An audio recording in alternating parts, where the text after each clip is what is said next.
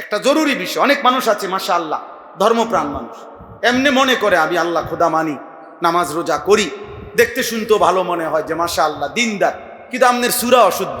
আপনি কিসের দিনদার? আপনার আত্তাহিয়াতও অশুদ্ধ, আপনি ঠিক মতো অজুর সুন্নত জানেন না, এমনি আপনি অজু করছেন না আপনার মন মতো। তো আমরা তো মনে না করছি আপনি দিনদার, কিন্তু আপনার নামাজ তো ভুল। তো আপনি কিসের দিনদার?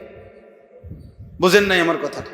আপনার গোসল তো হয় নাই, তো আপনি না আমি না বুঝি আপনি মসজিদে একেবারে সামনের কাতারে পারলে ইমাম সাহেবের সামনে দাঁড়াইছেন, তো বুঝলাম। কিন্তু আপনি না ভাবছেন, মানুষে না মনে করছে, কিন্তু আপনার তো গোসল ফরজ হয় নাই, আপনার তো আত্তাহিয়াতু হয় নাই, দুরূদ শরীফ হয় নাই, দোয়ায়ে মাসুরা হয় নাই। তাহলে একটা পৃষ্ঠার মধ্যে 2 রাকাত নামাজের মধ্যে যদি 50টা ভুলে হয় তো নম্বর পাইবেন। আমার উস্তাদ আল্লামা হারুন আল মাদানী হুজুর একবার বলছিল যে ছাত্রের খাতা কাটছে, হুজুরের সিদ্ধান্ত নিছে যে একটা ভুল হইলে লাল কালি দাগ দিয়া কাটছে ছাত্রের খাতা, তো সিদ্ধান্ত নিছে যে একটি ভুল হলে 2 নাম্বার করে কাটবে। তো হুজুরে বলছে কয়েকটা ছাত্রের খাতা কাটার পরে লাল কালি দিয়ে দিয়ে যে কাটছি ভুল, সব শেষে এবারে গুনছি, গুনার পরে তো প্রতি ভুলে 2 নাম্বার কাটা যাবে। এর পরে গুইনা দেখি আমি ছাত্রের কাছে আরো 24 নাম্বার পাই। বুঝেন নাই স্যার? মানে হইল মোট 62টা ভুল, তো 50টা ভুলের কারণে 100 নাম্বার তো গেছে গা, তো আরো 12টা ভুল বাকি রয়েছে না, তো আরো 12 দুগুণে 24 হুজুরে 4 থেকে পায়। এখন বলে তুমি নম্বর পাইবা কই, তোমার থেকে আরো হুজুর পায়। শেষে তো ফেরেশতা হিসাব করে বলবে আল্লাহ আমি হেবড়ার থেকে আরো পাই। ওনার 2 রাকাত নামাজের নেকি দেমু কি, যে আমারে যে ন্যূনতম হিসাব দিচ্ছেন ভুল কাটবার, এইটা দিয়া সাইরা কাইটটা আমি আরো পাই। হ্যাঁ, এটা জরুরি। নিজেকে আলহামদুলিল্লাহ আপনারা যারা মজলিসে আসেন, আপনারা নিজেকে মনে করেন আপনি দিনদার ভালো মানুষ, আল্লাহর দিকে আসছেন, আখিরাতের দিকে আসছেন, ওযু নামাজ করেন মাশাআল্লাহ, তো সেক্ষেত্রে আপনাদের গাফলতি তো ঠিক না। আপনি ওযু ঠিক করবেন, নামাজ ঠিক করবেন, সূরা কেরাত ধীরে ধীরে করবেন, 3 মাসে ঠিক করেন, 6 মাসে ঠিক করেন। আমার খুলনার হযরত, আমি হযরতকে একবার বলছিলাম যে হযরত আমার কোরআন শরীফ ধারাবাহিক তেলাওয়াত করতে কষ্ট হয়, খতম শেষ করতে পারি না। বলছে মাওলানা না, খতমের নিয়তে তেলাওয়াত করবেন, প্রয়োজনে 1 পৃষ্ঠা পড়বেন, আধা পৃষ্ঠা পড়বেন, 2 পৃষ্ঠা পড়বেন, কিন্তু আগাইতে থাকবেন সামনে। আলহামদুলিল্লাহ শায়েখের এই কথা শুনে আমল করছি, দেখা গেছে 6 মাসে হোক 4 মাসে হোক কোরআন শরীফ খতম হয়েছে। তাহলে অল্পই হোক 1 পৃষ্ঠাই পড়েন, আধা পৃষ্ঠাই পড়েন, একদিন কোরআন শরীফ কি হবে? খতম হবে, দিন শেখা হবে, আপনি পারবেন। একদিন শুরু করেন আপনি সুবহানাকাল্লাহুম্মা থেকে, আপনি শুরু করেন আল্লাহু আকবার, আমার এটা আমি ঠিক করলাম, তো এবার এরপরে সুবহানাকাল্লাহুম্মা ওয়া বিহামদিকা, এবার এটা শুরু করে একটা একটা শব্দ, যে আজকে শুধু আমি সুবহানাকাল্লাহুম্মা সুবহানাকাল্লাহুম্মা, এটাই শিখেন। 3 দিন এটা শিখেন, 1 সপ্তাহ এটা ঠিক করে, একদিন 1 বছর পরে হলেও দেখবেন আপনার 2 রাকাত নামাজ শতভাগ শুদ্ধ হয়ে গেছে। আর নয়তো 30 বছর ভুলেই থেকে যান, ভুলেই থেকে যান। আল্লাহ আমাদেরকে বুঝার তৌফিক দান করেন। এটা জরুরি বিষয়, জরুরি বিষয়, জরুরি বিষয়। 2 ইলম প্রত্যেকের জন্য ফরজে আইন, 2টি জিনিস শেখা। 1, যেই আমল সকলেই করতে হয় ওই আমলের ইলম অর্জন করা, মাসআলা জানা সবার জন্য ফরজ। নামাজ পড়তে হয় মুসলমানদের মধ্যে কয়জনকে বলেন? তাহলে নামাজের যাবতীয় মাসআলা, নামাজের জন্য সহায়ক ওযু গোসলের মাসআলা জানা প্রত্যেকের জন্য ফরজে আইন, ফরজে আইন। রোজা রাখতে হয় মুসলমানদের মধ্যে কয়জনকে? তো রোজার মাসআলা জানা সকলের জন্য ফরজে আইন, ফরজ সকলের। যেই আমল সকলেই করতে হয় ওই আমলের ইলম অর্জন করা সবার জন্য ফরজে আইন। হযরত মাওলানা আব্দুল মালিক সাহেব, আমাদের বর্তমান খতিব সাহেব হুজুর এটা বলছেন।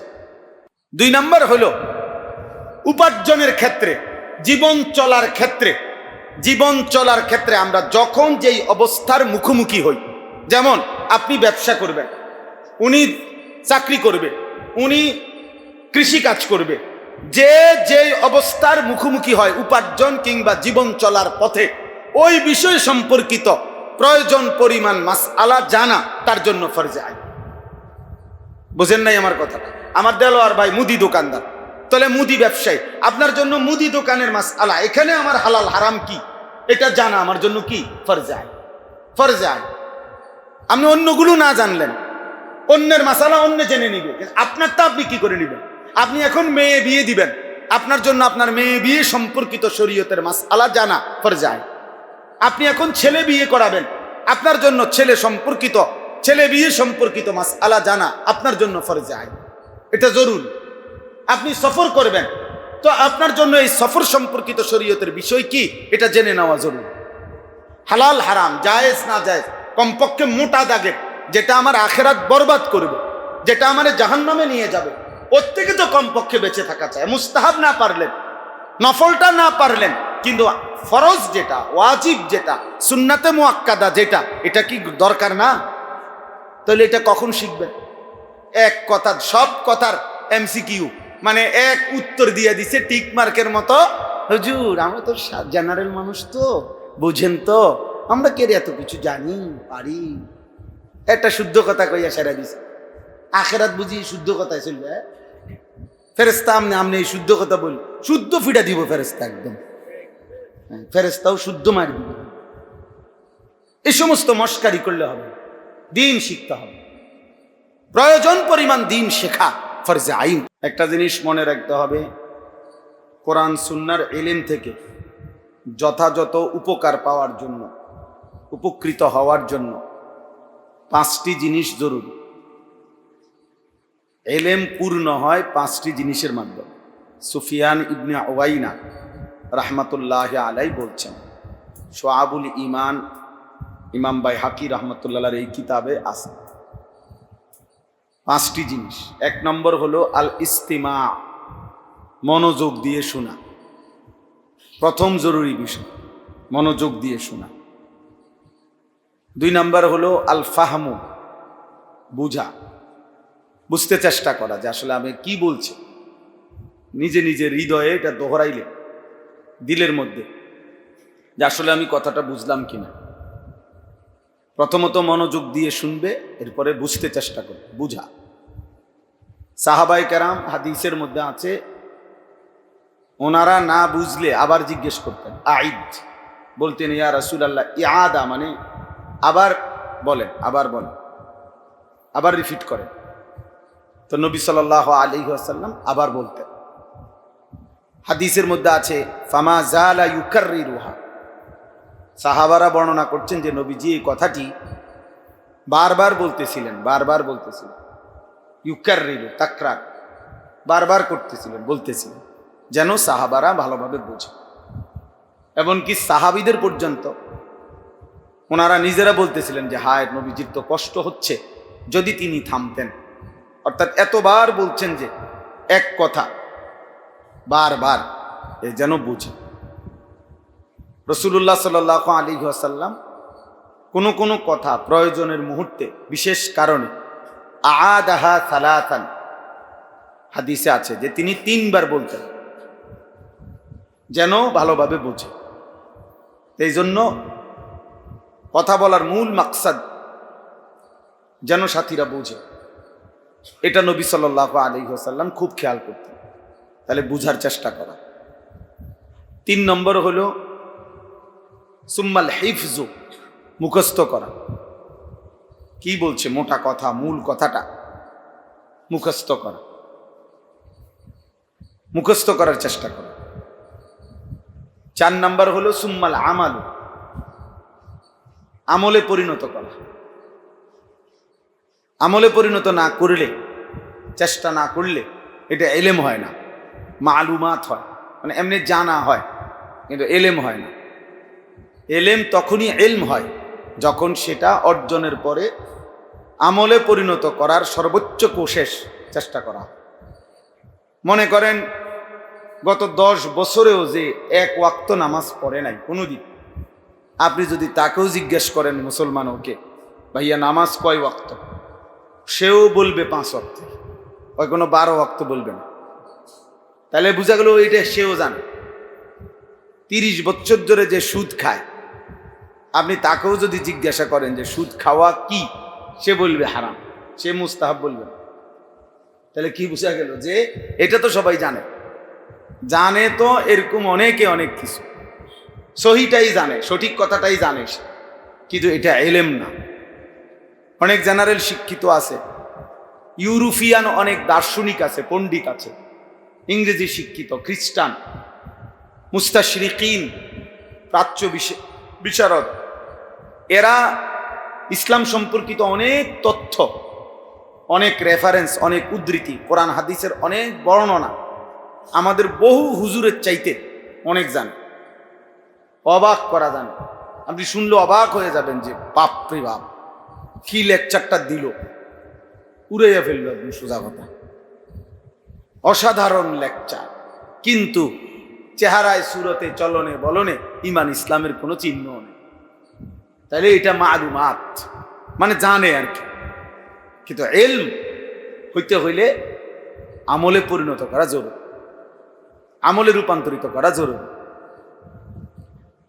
তাইলে 1 নাম্বার হলো মনোযোগ দিয়ে শোনা, 2 নাম্বার হলো বুঝতে চেষ্টা করা, বুঝা, 3 নাম্বার হলো মুখস্থ করা, 4 নাম্বার হলো আমলে পরিণত করা, 5 নাম্বার হলো সুম্মান নাশরু, প্রচার করা, অন্যের কাছে পৌঁছিয়ে দাও। বাল্লিগু আন্নি ওয়ালাউ আয়া, একটি শব্দ হলেও আল্লাহ নবী সাল্লাল্লাহু আলাইহি সাল্লাম বলেন পৌঁছিয়ে দাও, পৌঁছিয়ে দাও। নিজের কাছে জমা রাখা নিষেধ, উম্মতের প্রত্যেকের জিম্মাদারি, সে যা অর্জন করছে তা অন্যের কাছে পৌঁছাবার ফিকির, অন্যের কাছে পৌঁছানো, কম হোক। সবাই বক্তা হইতে হবে জরুরি না, সবাই ওয়াইজ হইতে হবে জরুরি না, সবার শ্রোতা অনেক হইতে হবে জরুরি না। কেউ 10 জনকে বলবে, কেউ 10,000কে বলবে, অসুবিধা কি, সমস্যা কি? কেউ একজনকে বলবে, কেউ একজনকে বলবে। ফাওয়াল্লাহি লা আন ইয়াহদিয়াল্লাহু বিকা রাজুলান ওয়াহিদান খায়রুন লাকা মিন হুমুরিন নাআম। আল্লাহর নবী সাল্লাল্লাহু আলাইহি ওয়াসাল্লাম বলেন, আল্লাহর কসম, তোমার দ্বারা একজন ব্যক্তি, রাজুলান ওয়াহিদান, ওয়াহিদ মানে এক, একজন ব্যক্তি হেদায়েত পাওয়া, আল্লাহর রাস্তা পাওয়া, তো আল্লাহর নবী বলেন গোটা আরবের সমস্ত দামি উট তোমাকে হাদিয়া দেওয়ার চাইতে উত্তম। কয়জন? একজন। আপনি একজনকে পৌঁছাবেন, আপনি একজনকেই বলবেন, এক কথা, এক লাইনে বলবেন, ভাই 5 ওয়াক্ত নামাজ পড়লেন, খালাস, দাওয়াত হয়ে গেল, দাওয়াত হয়ে গেল। এই অল্প হোক, পৌঁছাইতে হবে। হাদিসের মধ্যে আছে, আল্লাহ নবী সাল্লাল্লাহু আলাইহি সাল্লাম বড় আশ্চর্য হাদিস বলছেন, নবীজি তাকায়েন না, এদিক সেদিক তাকায়েন না, একজন মানুষ ঢুকলেই যদি ওইদিক সেদিক তাকান তো প্রথমটাই তো বাদ যাবে, বাকি 4টা তো নাই। তাই প্রথমটাই তো কথা ছিল মনোযোগ। আপনি একটা কিছু লাড়া দিলেই যদি আপনি চারিদিকে তাকান, কি লড়লো, তাহলে তো মনোযোগ হইলো যে কোনো কিছু লড়তে পারবে না, কোনো শব্দ হইতে পারবে না, এরকম একেবারে শব্দহীন ব্যবস্থা করা, এটা এত কঠিন হবে। এটা তো একবার সেন্ট্রাল এসি করতে হবে। তেলে এই জন্য আপনার সুম্মান নাশরু, পৌঁছানো। আল্লাহ নবী সাল্লাল্লাহু আলাইহি ওয়াসাল্লাম বলছেন, আল্লাহ তাআলা কিয়ামতের দিন ওই ব্যক্তির চেহারাকে আলোকিত করবেন। নাদদারাল্লাহু ইমরাআন, ওই চেহারাকে আল্লাহ তাআলা আলোকিত করে দিবেন যে আমার কথা শুনেছে, অতঃপর মুখস্থ করেছে, অতঃপর অন্যের কাছে পৌঁছিয়ে দিয়েছে। 3টা, শুনেছে, এরপরে সংরক্ষণ করেছে, এরপরে অন্যের কাছে কি করছে? পৌঁছাইছে। এর জন্য এটা জরুরি। অ্যাডভোকেট হোক আর অন্য মানুষ হোক, যেই হোক, আপনি অল্পই বলবেন, হাঁটতে হাঁটতে বলবেন, চলতে চলতে বলবেন। হাদিসের মধ্যে আছে, ফান্নাবিয়্যু সাল্লাল্লাহু আলাইহি ওয়াসাল্লাম ইউআল্লিমুহুল ইসলাম ওয়া হুয়া ফি মাসিরিহি। নবী সাল্লাল্লাহু আলাইহি সাল্লাম মাত্র কালেমা পড়ে মুসলমান হয়েছে একজন লোক, নবীজি তখন পথে উটের পিঠে চড়ে কোথাও যাচ্ছেন, ওই লোকটাও উটের পিঠে চড়ে আসছে, এই অবস্থায় কালেমা পড়ছে। তো আল্লাহ নবী সাল্লাল্লাহু আলাইহি সাল্লাম এই অবস্থায় চলতে চলতে তাকে ইসলামের সম্পর্কিত ইলম শিখাচ্ছিলেন, যে চলতে থাকো, চলো ক্যান্টনমেন্ট পর্যন্ত আমার লগে চলো। ওই চলতে চলতেই নামাজ শিখাচ্ছে, চলতে চলতেই সূরা কেরাত শিখাইতেছে। বলতে থাকতে হবে, শিখাইতে থাকতে হবে। হাদিসের মধ্যে আছে, রেওয়ায়েতের মধ্যে সাহাবা এবং তাবেঈদের জামানায়, ইসলামের সোনালী যুগে লোকেরা, ইমানদারেরা সর্বত্র ফি মাজালিসিহিম ওফি মাসাজিদিহিম ওফি আসওয়াকিহিম, তারা তাদের মজলিসে, মসজিদে, এমনকি তাদের বাজারে, আসওয়াক মানে বাজারেও ইলম চর্চা করত। ইলম চর্চা করত। দোকানে কাস্টমার নাই তো ভাই তুমি আত্তাহিয়াতুটা কও, পাশের দোকানদাররে বলতো চলো দুজনে আত্তাহিয়াতু মাশক করে ফেলি, এই ফাঁকে দিয়া কাস্টমার যেত নাই। হাত্তা ফিল আসওয়াক, এমনকি বাজারেও সাহাবায়ে কেরাম ইলম চর্চা করতেন, তাবেঈন ইলম চর্চা করতেন। অর্থাৎ আল্লাহর কথা সর্বত্র আলোচিত হইত, আলোচিত হইত, সর্বত্র উচ্চারিত হইত, কম হোক বেশি হোক, কম হোক বেশি হোক। সোভিয়েত ইউনিয়নে আমরা পড়ছি ইতিহাসের মধ্যে, যখন রাশিয়া সোভিয়েত ইউনিয়ন ছিল, তখন মাটির উপরে মুসলমানদের জন্য মাটির উপরে দীর্ঘ 70 বছর, একটানা 75 বছর মাটির উপরে কোনো রকম মসজিদ, মাদ্রাসা, মক্তব, আজান, একামত, আরবি শব্দ, আরবি নাম, আরবি উচ্চারণ সব কিছু নিষিদ্ধ ছিল এবং বাধ্যতামূলক। জনগণ জারি, প্রত্যেকটি জনগণের হিসাব ছিল তাদের কাছে। এবং সমাজতন্ত্রের স্লোগান হইল, এটা সমাজতন্ত্র ছিল তখন, সোশ্যালিজম, সবাই কাজ করতে হবে। সমাজতন্ত্রের কথা হলো সবাই সবার জায়গাতে পরিশ্রম করবে, আর রাষ্ট্র প্রত্যেকের ভাতা দিবে, সরকার সিদ্ধান্ত দিবে এটা কে কত টাকা ভাতা পাইবে। তো ওর নিজস্ব কোনো ব্যক্তিগত উপার্জন, ব্যক্তিগত আয় সিদ্ধান্ত করার কিছু নাই। এটা হলো এই সোশ্যালিজমের কথা, একটা ভুয়া মতবাদ। তো এই মতবাদ তখন সোভিয়েত ইউনিয়নে ছিল, তো মুসলমান যারা ছিল তাদের জন্য বাধ্যতামূলক আইন ছিল। বাচ্চা কাচ্চাও একটু 10 বছর 12 বছর থেকেই তাদের আইন ছিল যে সবাই কর্ম করতে হবে। তখনও মুসলমানরা মাটির উপরে কোনো প্রতিষ্ঠান করতে পারে নাই, কোনো দিন শিখাইতে পারে নাই। কিন্তু তারা কি করত, তারা আপনার মহিলারা সুই সুতা দিয়ে মাটির উপরে ঘরের সামনে কাজ করত, আর একটু পর পর অল্প অল্প সুতা নিত, সুতা বারবার শেষ হয়ে যাইত, মেয়েরা, মহিলারা আর ভিতরে, ঘরের ভিতরে যাই আবার সুতা আনতো। তো এই সুতা আনতে আনতে এরা তাদের যেখানে যেখানে গোয়েন্দা, তারা মনে করত সুতা আনে, কিন্তু মহিলারা মূলত, মেয়েরা মূলত, বাচ্চারা মূলত ওইখানে মাটিতে ঘরের ভিতরে মুআল্লিম, হুজুর, দিন শিখানেওয়ালা থাকতো। উনি এই তখন আবার এক শব্দের সবক দিতেন, তো এইটা আবার শূন্য আইসা আবার বাহিরে ওই সুই সুতার কাজ করতো, আর ওটা মুখে মুখে ধরাইত। কি পরিমাণ কষ্ট করে ইলম শিখছে।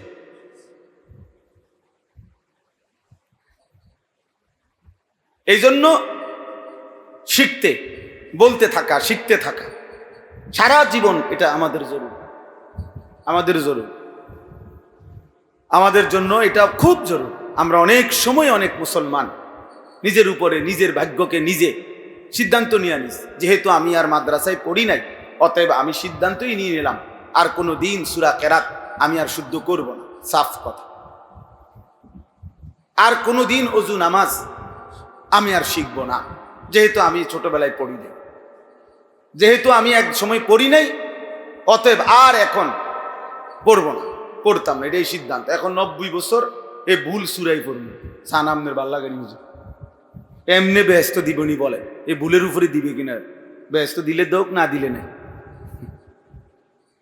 বাপটা এমন, বুঝেন নাই কথাটা, যে না একবার যেহেতু ছোটবেলায় পড়ছি না তা আর পড়ব না, এটা তো কথা হইতে পারে না, এটা তো কোনো যুক্তি হইতে পারে না। আপনি আগে বুঝেন নাই, তো এখন বুঝছেন, এখন শিখুন। 90 বছর বয়সেও কেউ যদি বোঝে, তখনও তার শেখা ফরজে আইন, ফরজে আইন। ইলম, জ্ঞান অর্জন ইসলামে, কোরআন সুন্নাহর মধ্যে এর চাইতে বেশি গুরুত্ব পৃথিবীর কোনো ধর্ম মতবাদে নাই। প্রথম যেদিন কোরআন নাজিল হয়েছে, সেদিনই আল্লাহ তাআলা, যেদিন ইসলামের শুভ সূচনা হয়েছে, ইসলামের শুভ উদ্বোধন হয়েছে, কোরআন নাজিলের যেদিন উদ্বোধন হয়েছে, গারে হেরার সেই গুহাতে প্রথম যখন 5টা আয়াত নাজিল হয়েছে, ইসলাম যখন শুরু হইল, উদ্বোধনের দিনেই আল্লাহ তাআলা প্রথম শব্দ ইকরা পড়েন, আর আল্লামা বিল কালাম কলম দ্বারা শিখিয়েছেন। এই পড়া এবং লেখা, কলম আর উচ্চারণ, এই দুইয়ের সমন্বয় করে পড়ালেখার এক নতুন দিগন্ত আল্লাহ তাআলা প্রথম দিনে শুরু করে দিয়েছে। যেন ইসলামের চাইতে বেশি পড়ালেখার প্রতি উৎসাহ, জ্ঞান অর্জনের প্রতি উৎসাহ, অদম্য এবং অজানাকে জানার প্রতি আগ্রহ ইসলামের চাইতে বেশি আর কোনো ধর্ম মতাদর্শের কাছে নাই, কারো কাছে নাই। কিন্তু আফসুস হইল সেই জাতি আজ নিজেই ইচ্ছা করে অল্প কয়টা ভাত তরকারি আর অল্প কয়টা দালান বিল্ডিং আর এই ভাত মাছ চাল ডালের ফিকিরেই সুন্দর জীবনটা শেষ করে দিচ্ছে, হায়াতটা শেষ করে দিচ্ছে। এই হলো সমস্যা। নাই তো মুসলমানের সবচেয়ে বেশি জ্ঞান বিজ্ঞান চর্চা করে। আজকের স্পেন মুসলমানের 850 বছর যদি মুসলমানদের হাতে ক্ষমতা না থাকতো, মুসলিম খেলাফত যদি স্পেনে না হতো, তাহলে এটাই সত্য যে আজকের ইউরোপ, এই গোটা পাশ্চাত্য এখনো মূর্খ বর্বরেই থাকত। ওরা বর্বর ছিল, মূর্খ ছিল, একেবারে গণ্ড মূর্খ ছিল। পাদ্রী গির্জার থেকে পাদ্রীরা, ধর্মযাজকরা যেই মিথ্যা ধোঁকা সিদ্ধান্ত দিত, এটাই তারা পালন করত। ধর্মান্ধ ছিল তারা।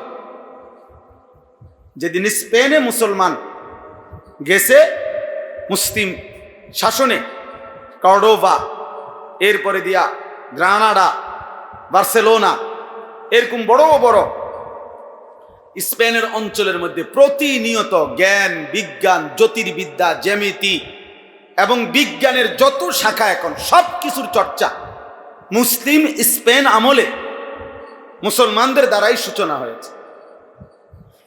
এই সুরেরা ইচ্ছা করে তাদের প্রচারণার জোরে সমস্ত কিছুর আবিষ্কারের মধ্যে একজন খ্রিস্টানের নাম বসায় দিছে।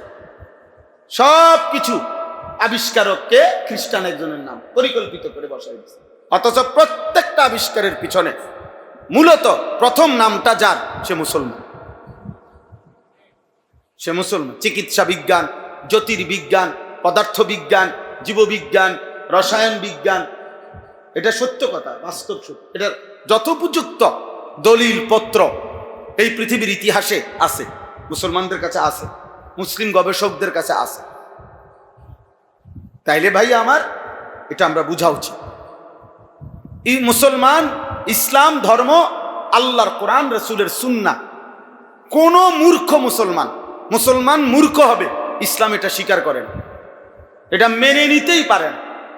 ইসলামের মধ্যে এই অনুমতি নেই, মুসলমান মূর্খ থাকতে পারে না। তলাবুল ইলমে ফরিদাতুন আলা কুল্লি মুসলিম, সেখানে মূর্খতার সুযোগ কোথায়? যেখানে আল্লাহ রাসূল বলছে আলা কুল্লি মুসলিম, প্রত্যেক মুসলমানের উপরে প্রয়োজন পরিমাণ ইলম অর্জন করা, দ্বীনি ইলম ফরজ। তো সেখানে এর চাইতে বেশি আর কোন শব্দ দিয়ে গুরুত্ব দিত? ফরজের পরে আর কি বলতো? মাথার বাড়ি দিত?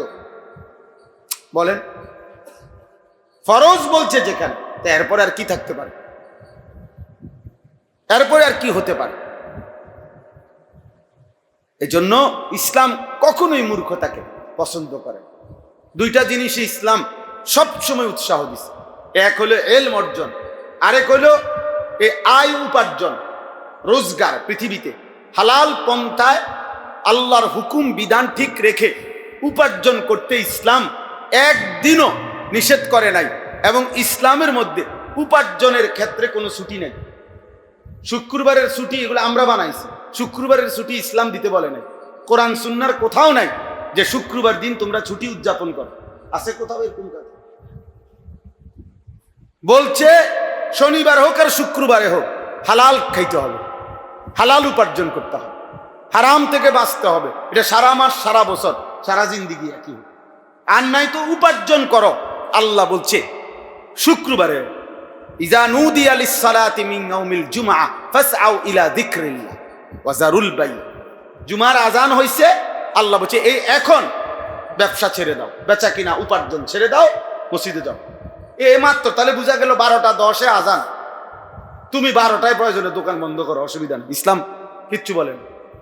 ইসলামে কথা বলে না বেটা যে একটা শুক্রবার তুই কেমন ডাকাইত রে, এখনো দোকান খোলা রাখছ না, কোনো অসুবিধা নেই, খোলা রাখো দোকান, 12টা বাজে বন্ধ করে দাও, আজান হবে এখন, এখন মসজিদে চলো, নামাজ শেষ, ফান্তাশিরু। ফান্তাশিরু আরবিতে ফা শব্দের অর্থ হলো তাকিদ, তৎক্ষণাৎ।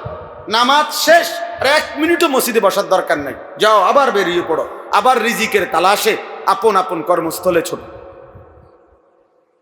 ফালি তাকিদ, তৎক্ষণাৎ, 1 ঘন্টা পরেও না, এখন যাও, অসুবিধা নেই, কোনো সমস্যা নেই, আবার গিয়ে খোলো দোকান। তাইলে বলে ইসলাম উপার্জন, কর্ম, মেহনত সর্বদাই উৎসাহিত করছে।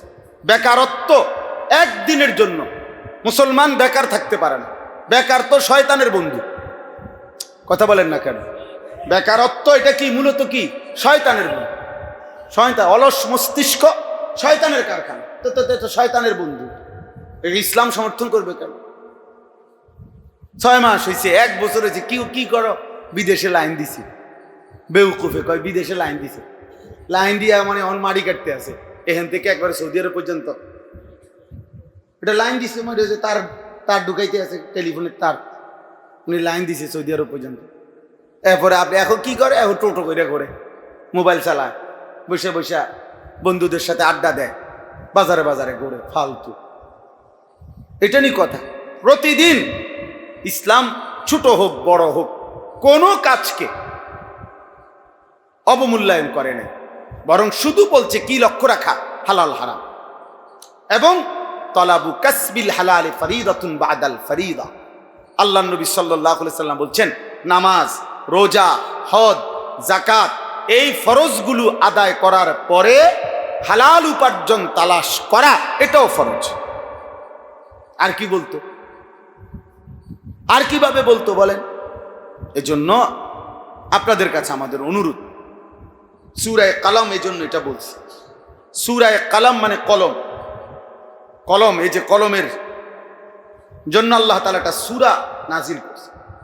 কলমের নামে আল্লাহ কসম করছেন, ওয়াল কালাম, এই যে এখানে আছে, আমি আল্লাহ কসম করছি কলমের।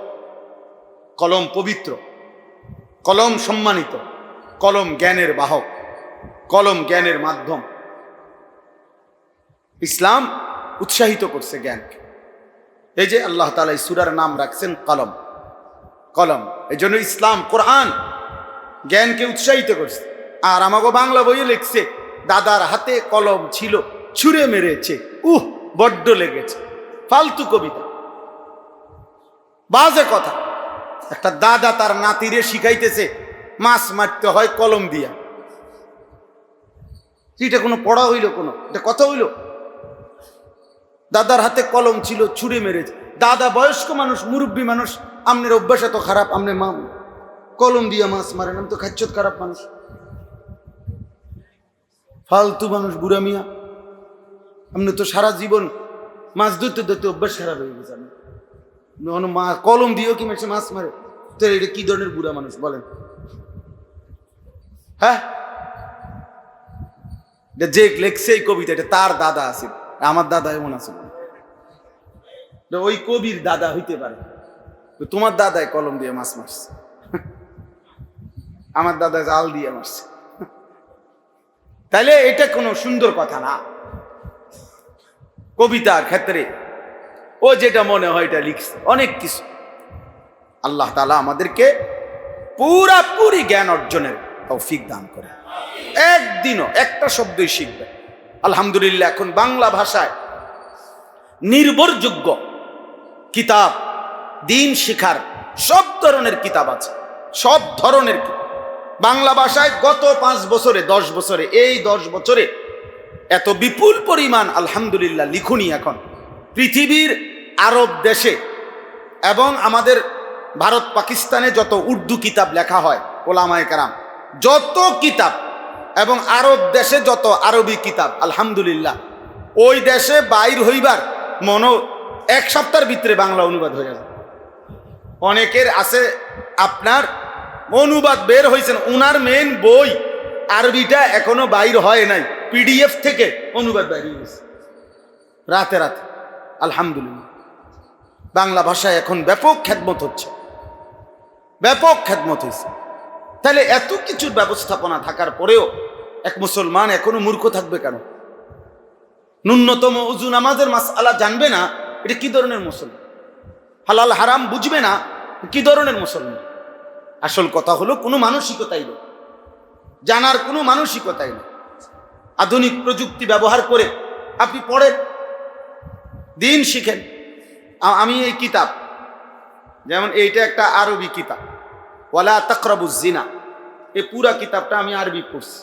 তা আমার খুব দিল চাচ্ছিল যে এটা অনুবাদ হওয়া উচিত। এখন আমারে বলল যে কয়েদে হুজুর একটা সহজ বিষয়, এটার অনুবাদ আমি করে দিই। আমার এই যে কম্পিউটার ম্যান ছেলে, অত জেনারেল লাইনে পড়ালেখা করা, ওর কাছে দিছি একদিন দুপুরবেলা, পরের দিন দুপুরবেলা হে আমার এটা পুরা অনুবাদ বাহির করে কম্পিউটার থেকে বাংলা একদম স্টেপলার মাইরা দিয়ে দিছে। কেউ হে অনুবাদ করে না, মেশিনে অনুবাদ করছে, মেশিনে অনুবাদ করছে। হ্যাঁ, আধুনিকতা এখন এত দূর আগাইছে যে এটা এখানে শুধু ধরলেই, স্ক্রিন করলে সাথে সাথে 30 সেকেন্ডের ব্যবধানে এইটা আবার আরবিটার বাংলা বলে, হুবহু অনুবাদ বলে। এখানে ওই একটা পৃষ্ঠার মধ্যে মানে অনুবাদ যখন বলতেছে, মোবাইলে শুনতেছিলাম, তো একটা পৃষ্ঠার শেষ শব্দটা হলো কাসাস, গল্প, মানে সূরাটার নাম হলো সূরা কাসাস। এই সূরার একটা আয়াত থেকে উদ্ধৃতি দিছে আর কি। তো এই কাসাস শব্দের অর্থ হলো গল্প। তাই আমি এটা শুনতেছি, হঠাৎ পুরা পৃষ্ঠার অনুবাদ শুই না, যখন লাস্ট এই শব্দ বলে এই পৃষ্ঠাটা শেষ হয়েছে, বললো যে গল্প। কি রে, এটা কি কইলো? আমি হঠাৎ বুঝলাম না যে এটা কি কইলো, গল্প কিতা। পরে আমি বুঝতেই আসি না যে কথা এটা কি কইলো, গল্প। পরে ওই দেখলাম যে আরে ওই যে সূরার নাম হইলো কাসাস, এইটার পর্যন্ত অনুবাদ করেছে যে গল্প। মানে যা আছে এটার ভিতরে বিন্দু বিসর্গ সব অনুবাদ করুন। তাহলে ইনশাআল্লাহ দিন শিখবেন, বলেন ইনশাআল্লাহ। অল্প অল্প শিখবেন, একটা একটা করে শিখবেন। এক সপ্তাহে একটা আয়াত শেখেন, এক সপ্তাহে একটা সূরা শেখেন। মুসলমান আল্লাহর দিন শেখা থেকে বিরত থাকা, এটা অনেক বড় একটা অপরাধ। অপরাধ। রাসূলুল্লাহ সাল্লাল্লাহু আলাইহি সাল্লাম সাহাবায়ে কেরামকে যখনই কালেমা পড়তেন দিন শিখাতেন, ইলম শিখাইতেন। হযরত আব্দুল্লাহ ইবনে মাসউদ রাদিয়াল্লাহু তাআলা আনহু তিনি বলছেন, নবীজি আমার হাতের মধ্যে হাত রেখে, আল্লাহর নবী সাল্লাল্লাহু আলাইহি সাল্লাম এক হাতের ভিতরে আরেক হাত রেখে এরকম হাতের মুঠি করে করে এক হাত ধরে একটি একটি কালিমাতান কালিমাতান, একটি একটি শব্দে শব্দে আমাকে আত-তাহিয়াতু তাশাহুদ শিখিয়েছে। একেবারে হাতের মধ্যে হাত রেখে বলছে, বলো আত-তাহিয়াতু, আত-তাহিয়াতু লিল্লাহি লিল্লাহি আস-সালাওয়াতু, এভাবে শব্দ শব্দ শব্দ শব্দে শিখাচ্ছে। আপনি এক শব্দই শিখেন, শিখা চলে যান আপনার কাজে, অসুবিধা। 1 মিনিটের মাদ্রাসা বই আছে আমাদের করাচি, হযরত রাহমাতুল্লাহ আলাইহি বলছেন, লিখছেন বই আছে 1 মিনিটের মাদ্রাসা, বইয়ের নামে এটা। 1 মিনিট পড়বেন শুধু, প্রতিদিন 1 মিনিট শিখবেন, এটাই মাদ্রাসা, বইটার নামে 1 মিনিটের মাদ্রাসা। 1 মিনিট শিখবেন ডেইলি। আমার খুলনার হযরত বলেন যে আল্লাহ তাআলা বলছে সুবহানাল্লাহ, তাসবিহ পড়তে, আল্লাহর প্রশংসা করতে। আল্লাহর নিয়ামত আমরা প্রতি মুহূর্তে ভোগ করি না, কথা বলেন না? তাহলে আমাদের উচিত না আল্লাহর নিয়ামতের শুকর আদায় করা? তো হযরত বলছেন যদি কোনোভাবে সময় না পান, ব্যস্ততার কারণে, প্রত্যেকটা নিয়ামত গুনে গুনে কয়বার শুকর করবেন। যদি নাও পারেন, কমপক্ষে প্রতিদিন ঘুমের আগে একবার, ঘুমের আগে চোখ বন্ধ করার আগে একবার মনে মনে বলবেন, আল্লাহ আজকের 24 ঘন্টায় সমস্ত নিয়ামত যা ভোগ করেছি সবগুলোর উপরে আমি আপনার প্রশংসা করছি, একবার আলহামদুলিল্লাহ। একবারই বলো, একবারই বলো, অল্পই শিখেন। এই জন্য দয়া করে ধীরে ধীরে আগাইতে হবে বাপ। শুধু অমুক হুজুরের ওয়াজ ভালো লাগে এই জন্য একটু শুনলাম, অমুক হুজুরের সুর ভাল লাগে এই জন্য একটু শুনলাম, অমুক হুজুরে মাঝে মাঝে যে চিৎকার মারে এটা ভাল লাগে এই জন্য শুনলাম না। এই চিৎকার, চেঁচামেচি, হুঙ্কার, হুমকি দমকি, এটা তো মাকসাদ না। মাকসাদ হলো দিন শেখা, মাকসাদ হলো আখিরাত শেখা। মাকসাদ হলো নিজের কবর হাসর পরকালকে সুন্দর করা। আল্লাহ তাআলা আমাদেরকে তৌফিক দান করেন, আল্লাহ তাআলা আমাদেরকে কবুল করেন। জরুরি, আমি বললাম একটা জরুরি বিষয়। অনেক মানুষ আছে মাশাআল্লাহ ধর্মপ্রাণ মানুষ, এমনি মনে করে আমি আল্লাহ খোদা মানি, নামাজ রোজা করি, দেখতে শুনতেও ভালো মনে হয় যে মাশাআল্লাহ দিনদার, কিন্তু আপনার সূরা অশুদ্ধ। আপনি কিসের দিনদার? আপনার আত্তাহিয়াতু অশুদ্ধ, আপনি ঠিক মতো অজুর সুন্নত জানেন না, এমনি আপনি অজু করছেন না আপনার মন মতো। তো আমরা তো মনে না করছি আপনি দিনদার, কিন্তু আপনার নামাজ তো ভুল। তো আপনি কিসের দিনদার? বুঝেন নাই আমার কথাটা? আপনার গোসল তো হয় নাই, তো আপনি না, আমি না বুঝছি আপনি মসজিদে একেবারে সামনের কাতারে পারলে ইমাম সাহেবের সামনে দাঁড়াইছেন, তো বুঝলাম। কিন্তু আপনি না ভাবছেন, মানুষে না মনে করছে, কিন্তু আপনার তো গোসল ফরজ হয় নাই, আপনার তো আত্তাহিয়াতু হয় নাই, দুরূদ শরীফ হয় নাই, দোয়ায়ে মাসুরা হয় নাই। তাহলে একটা পৃষ্ঠার মধ্যে 2 রাকাত নামাজের মধ্যে যদি 50টা ভুলে হয় তো নম্বর পাইবেন। আমার উস্তাদ আল্লামা হারুন আল মাদানী হুজুরের পর বলছিল যে ছাত্রের খাতা কাটছে, হুজুরের সিদ্ধান্ত নিছে যে একটা ভুল হইলে লাল কালি দাগ দিয়া কাটছে ছাত্রের খাতা।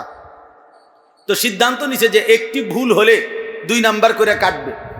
তো হুজুরে বলছে কয়েকটা ছাত্রের খাতা কাটার পরে লাল কালি দিয়ে দিয়ে যে কাটছি ভুল, সব শেষে এবারে গুনছি, গুনার পরে তো প্রতি ভুলে 2 নাম্বার কাটা যাবে। এর পরে গুইনা দেখি আমি ছাত্রের কাছে আরো 24 নাম্বার পাই। বুঝেন নাই স্যার? মানে হইল মোট 62টা ভুল।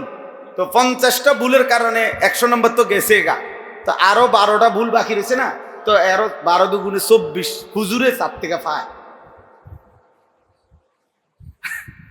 এখন বলে তুমি নম্বর পাইবা কই, তোমার থেকে আরো হুজুর পায়। শেষে তো ফেরেশতা হিসাব করে বলবে আল্লাহ আমি হেবড়ার থেকে আরো পাই। ওনার 2 রাকাত নামাজের নেকি দেমু কি, যে আমারে যে ন্যূনতম হিসাব দিচ্ছেন ভুল কাটবার, এইটা দিয়া সারা কাইটটা আমি আরো পাই। হ্যাঁ, এটা জরুরি। নিজেকে আলহামদুলিল্লাহ, আপনারা যারা মজলিসে আসেন, আপনারা নিজেকে মনে করেন আপনি দিনদার ভালো মানুষ, আল্লাহর দিকে আসছেন, আখিরাতের দিকে আসছেন, ওযু নামাজ করেন মাশাআল্লাহ। তো সেক্ষেত্রে আপনাদের গাফলতি তো ঠিক না। আপনি ওযু ঠিক করবেন, নামাজ ঠিক করবেন, সূরা কেরাত ধীরে ধীরে করবেন, 3 মাসে ঠিক করেন, 6 মাসে ঠিক করেন। আমার খুলনার হজরত, আমি হজরতকে একবার বলছিলাম যে হজরত আমার কোরআন শরীফ ধারাবাহিক তেলাওয়াত করতে কষ্ট হয়, খতম শেষ করতে পারি না। বলছে মৌলানা না, খতমের নিয়তে তেলাওয়াত করবেন, প্রয়োজনে 1 পৃষ্ঠা পড়বেন, আধা পৃষ্ঠা পড়বেন, 2 পৃষ্ঠা পড়বেন, কিন্তু আগাইতে থাকবেন সামনে। আলহামদুলিল্লাহ শায়েখের এই কথা শুনে আমল করছি, দেখা গেছে 6 মাসে হোক 4 মাসে হোক কোরআন শরীফ খতম হয়েছে। তাহলে অল্পই হোক 1 পৃষ্ঠাই পড়েন, আধা পৃষ্ঠাই পড়েন, একদিন কোরআন শরীফ কি হবে? খতম হবে, দিন শেখা হবে। আপনি পারবেন। একদিন শুরু করেন আপনি সুবহানাকাল্লাহুম্মা থেকে, আপনি শুরু করেন আল্লাহু আকবার, আমার এটা আমি ঠিক করলাম, তো এবার এরপরে সুবহানাকাল্লাহুম্মা ওয়া বিহামদিকা, এবার এটা শুরু করেন একটা একটা শব্দ, যে আজকে শুধু আমি সুবহানাকাল্লাহুম্মা সুবহানাকাল্লাহুম্মা এটাই শিখেন। 3 দিন এটা শিখেন, 1 সপ্তাহ এটা ঠিক করে, একদিন 1 বছর পরে হলেও দেখবেন আপনার 2 রাকাত নামাজ শতভাগ শুদ্ধ হয়ে গেছে। আর নয়তো 30 বছর ভুলে থেকে যাবে, ভুলেই থেকে যাবে। আল্লাহ আমাদেরকে বুঝার তৌফিক দান করেন।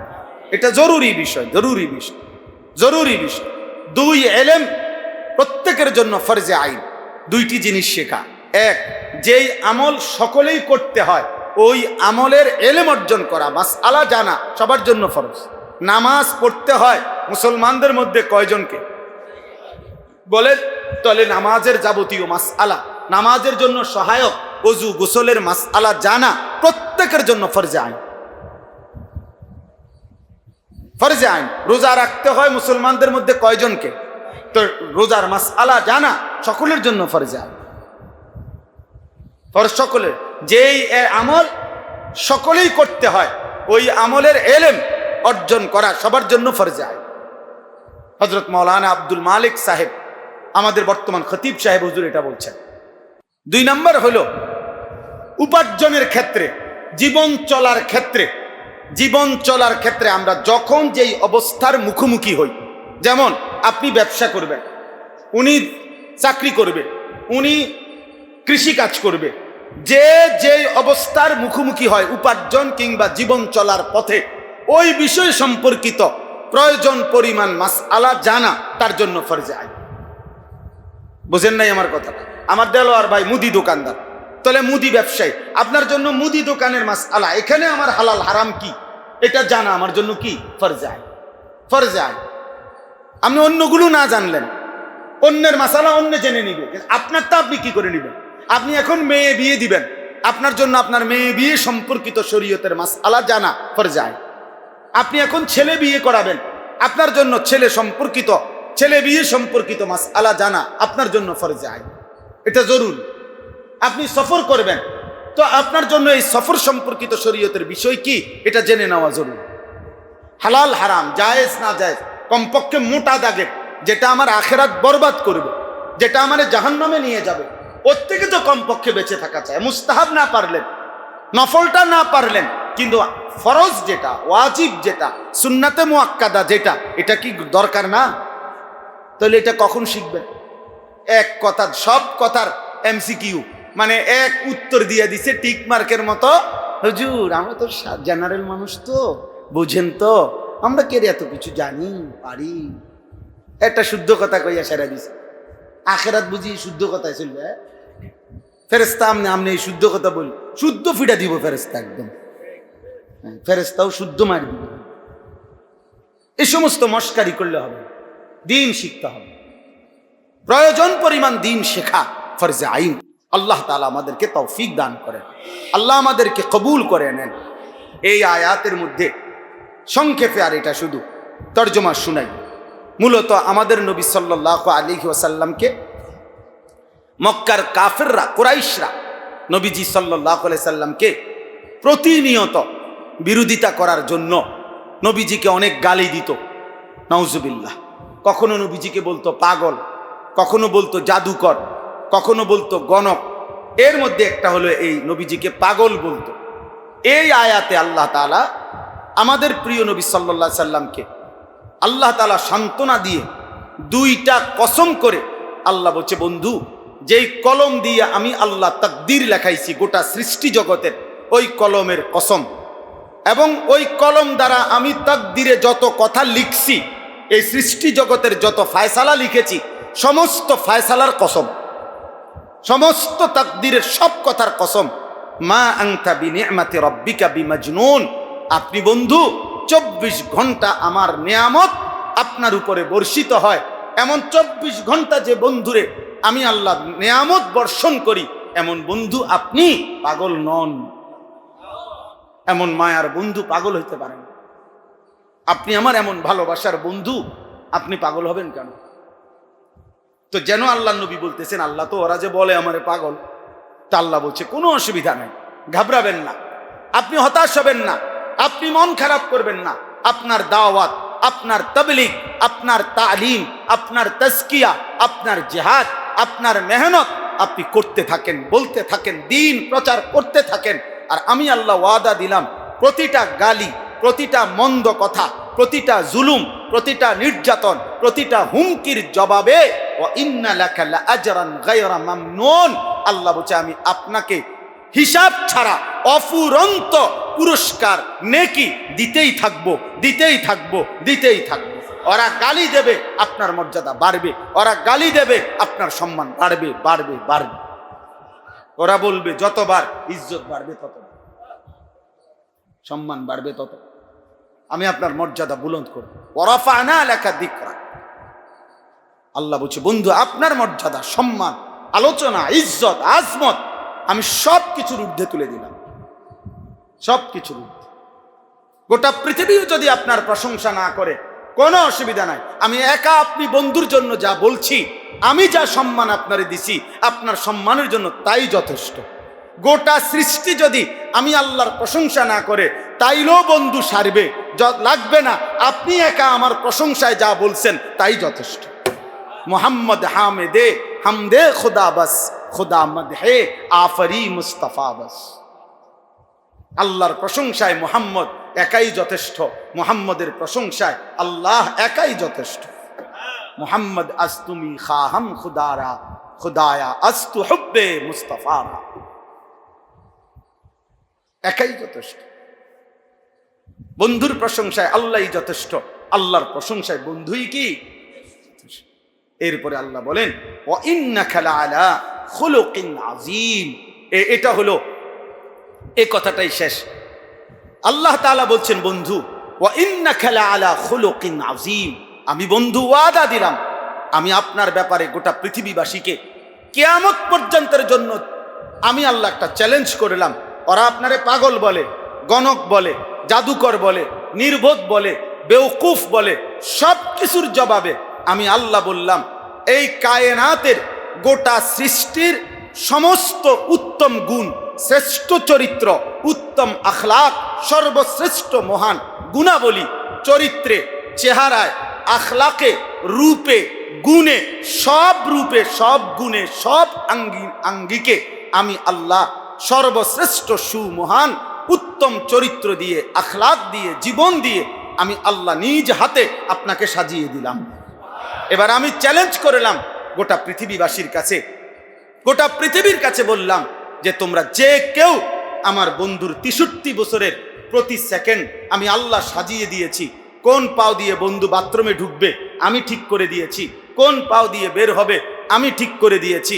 বন্ধু আমার ঘুমাবে কেমনে, দাঁড়াবে কেমনে, হাঁটবে কেমনে, হাসবে কেমনে, চেহারা সাজাবে কেমনে, চুল আশ্রাবে কেমনে, লেবাস, পোশাক, আচরণ, উচ্চারণ, কথা বার্তা সব কিছু আমি সাজিয়ে দিয়েছি। লাআলা খুলুকিন আযীম, সর্বশ্রেষ্ঠ। অতএব পৃথিবীবাসীকে বলেন 63 বছর আমি আল্লাহ চ্যালেঞ্জ করলাম আমার বন্ধুর 63 বছরের 1 সেকেন্ডের উপরে পৃথিবীর কেউ একটা লাল কালির দাগ বসাক।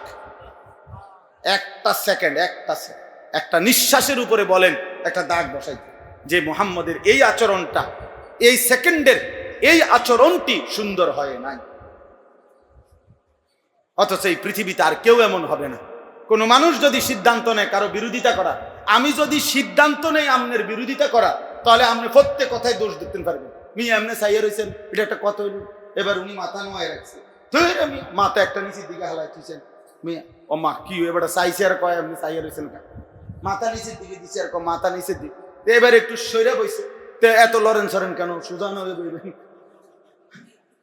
এবার সোজা হইয়া বসে রয়েছে, এবার বলছে একবারে কি তারের মতো সোজা, দেখি মেশিন নি। তাহলে এই যে আরে বাবা কোনো কিছুতে আর কি নাই, শান্তি নেই। তাহলে দুনিয়া কাউ যদি সিদ্ধান্ত নেয় কারো বিরোধিতা করবে, তাইলে সে কদম কদম কি করতে পারবে। তো আল্লাহ বলছে তোরা বেটা সিদ্ধান্ত নে আমার বন্ধুর বিরোধিতা করবি, এই সিদ্ধান্ত নিয়ে 63 বছরের ভিতরে একটা লাল কালির দাগ বসা। এই হাসিটা সুন্দর হয় নাই, এই কথাটা সুন্দর হয় নাই, এই খাবারটা সুন্দর হয় না। আল্লাহ আমাদেরকে হেফাজত করেন। রাসূলুল্লাহ সাল্লাল্লাহু আলাইহি ওয়াসাল্লামের আখলাকের গুণে আমাদেরকে আল্লাহ তাআলা সুন্নাতের গুণে গড়ে উঠবার তৌফিক দান করেন। আমিন।